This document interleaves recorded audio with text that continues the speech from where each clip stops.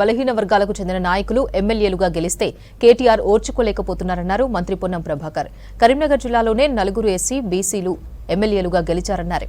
MLC కవిత parliament ఎన్నికల కోసమే BC రాగం ఎత్తుకుందన్నారు. అంత ప్రేమ ఉంటే ఎల్పీ నాయకుడు పార్టీ అధ్యక్షులుగా బీసీ నేతను నియమించాలని డిమాండ్ చేశారు పొన్నం ప్రభాకర్.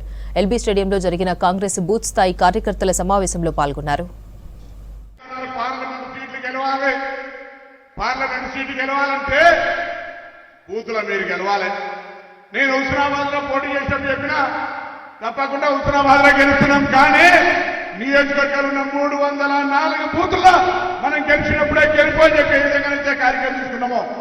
ఈయన కూడా రాష్ట్రంలో 30,000 పైన బూతుల్లో ప్రతి పోలింగ్ స్టేషన్ లో బాధ్యత గల కాంగ్రెస్ నాయకుడిగా మొన్నటి దాకా వేధింపులైనా ఇవాళ మన ప్రజా సమస్యలు పరిష్కరించే దిశలో 6 గ్యారెంటీల అమలుకు సంబంధించి 1,05,00,000 అప్లికేషన్ తీసుకొని ఇప్పటికే 2 గ్యారెంటీలు అమలు చేసి రాబోయే కాలంలో మళ్ళీ ఇంకా అనేక గ్యారెంటీలు అమలు చేసే విధంగా మన ప్రయత్నం ప్రభుత్వం ముందుకు పోతా ఉంటుంటే అసహనంగా ఫ్రస్ట్రేషన్లో మన మీద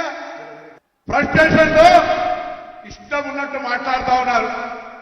ఏమనుకోవద్దు. వేదిక మీద ఇక్కడ అక్క చెల్లెలుంటే నేను కరీంనగర్ పార్లమెంట్ నియోజకవర్గంలో నేను ఒక బ్యాక్వర్డ్ క్లాసు, మా ఆది శ్రీనివాస్ ఒక బ్యాక్వర్డ్ క్లాసు, కవ్వంపల్లి సత్యనారాయణ మేడిపల్లి సత్య ఒక షెడ్యూల్ క్యాస్ట్. 4 గెలిస్తే తీర్చుకోలేని కేటీఆర్ గారు మా బట్టలు కూడా తీస్తున్నట. మేమన్నా నువ్వు చూడదలుచుకుంటే మేము 4 బట్టలు పిలిచి చూపెట్టడానికి రెడీ అని చెప్తా ఉన్నా.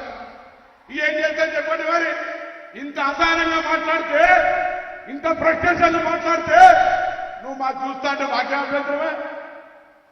ఇటువంటి పరిస్థితి ఉంది అలా అంతే కదా. మరి ఏం చేస్తాను చెప్పండి. మీరు 4 కష్టపడి 20 సంవత్సరాలుగా రాజకీయంగా ప్రజల నుండి మీరు 4 కలిస్తే ఎందుకు అసహనానికి గురైతావు?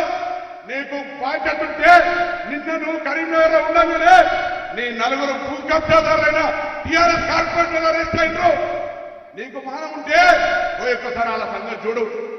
రాష్ట్ర ప్రభుత్వం మీద శాసనసభ వేదికగా శ్వేతపత్రం పెడితే వాళ్ళొక శ్వేతపత్రం చెమట ఓర్చి రాష్ట్రాన్ని నిర్మించినట్ట.